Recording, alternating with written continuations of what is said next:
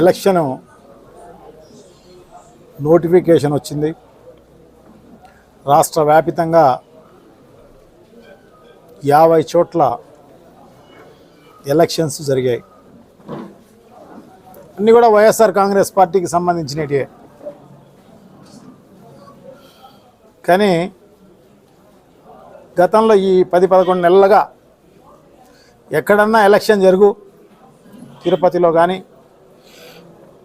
మిగతా చోట్ల కానీ ఒక్క సీటు కూడా ఉండదు. ఒక్క సీటు కూడా లేకపోయినా దౌర్జన్యంగా వైఎస్ఆర్ కాంగ్రెస్ పార్టీకి సంబంధించిన నాయకులను అయితేనేమి, మెంబర్స్ అయితేనేమి, ఓటర్స్ అయితేనేమి వాళ్ళందరినీ కూడా భయభ్రాంతులను చేసి, లేకుంటే డబ్బులతో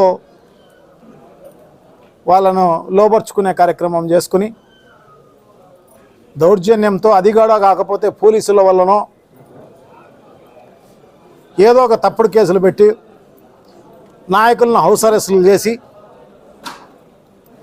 ఈ రకంగా ఎన్ని రకాలుగా చేయాలనో అన్ని రకాలైన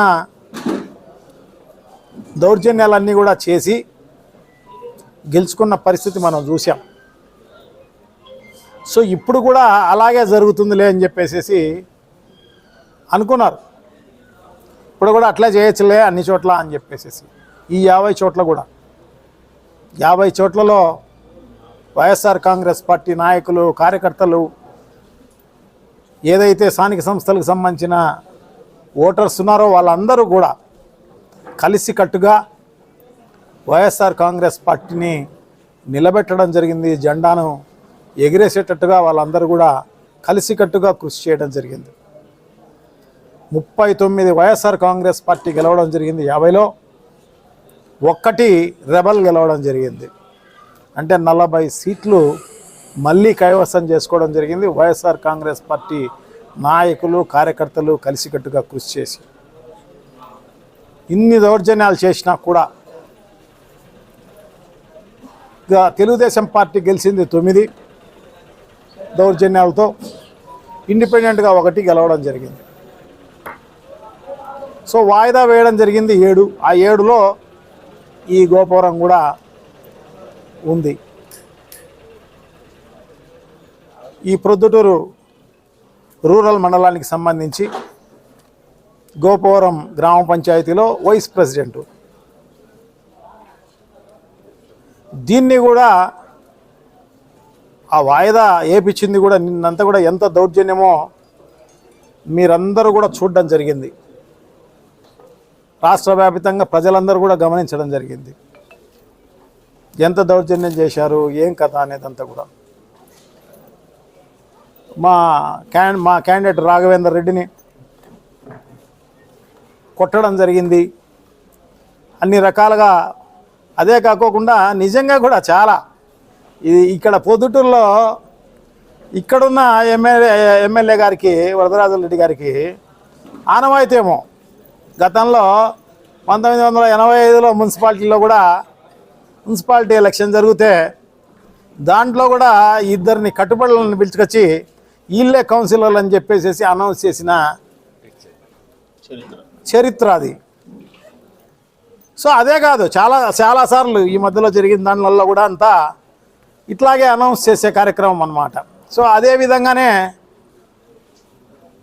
విధంగానే గోపురం గ్రామ పంచాయతీలో కూడా నిన్న చేయాలని ప్రయత్నం చేయడం జరిగింది. చాలా దుర్మార్గం అది. దొంగ ఐడి కార్డులు తగిలిచ్చి ఎవరినో వేరే వాళ్ళని పంపించి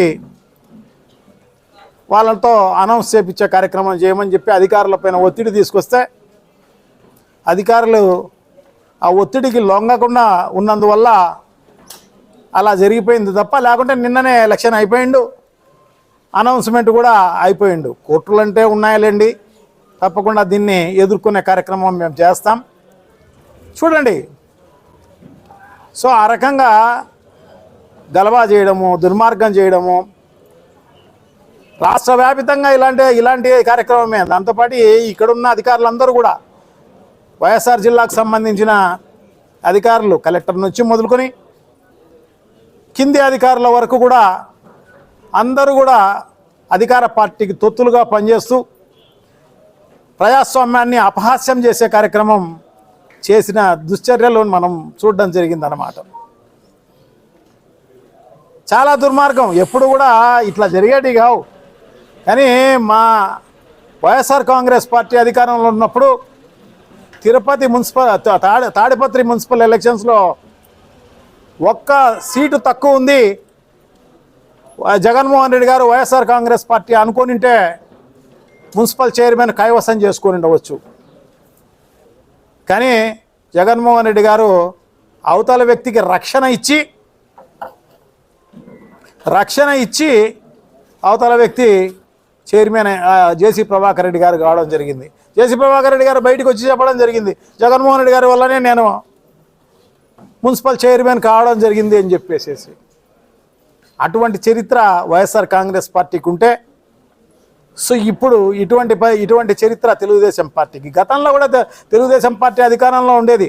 ఇన్ని దౌర్జన్యాలు, ఇంత దురాగతాలు, ఇంత దుర్మార్గము ఎప్పుడూ లేదు.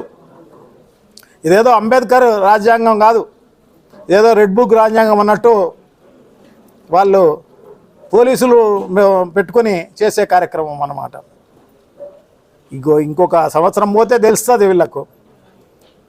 సంవత్సరం పోతే ఖచ్చితంగా ప్రజలు చొక్కా పట్టుకునే కార్యక్రమం తప్పకుండా జరిగే కార్యక్రమం జరుగుతుందన్నమాట. పోలీస్ పహారాలో పోలీసులు రక్షణతోటి వాళ్ళు ఈ దుర్మార్గము దుశ్చర్య చేసిన పరిస్థితి అన్నమాట.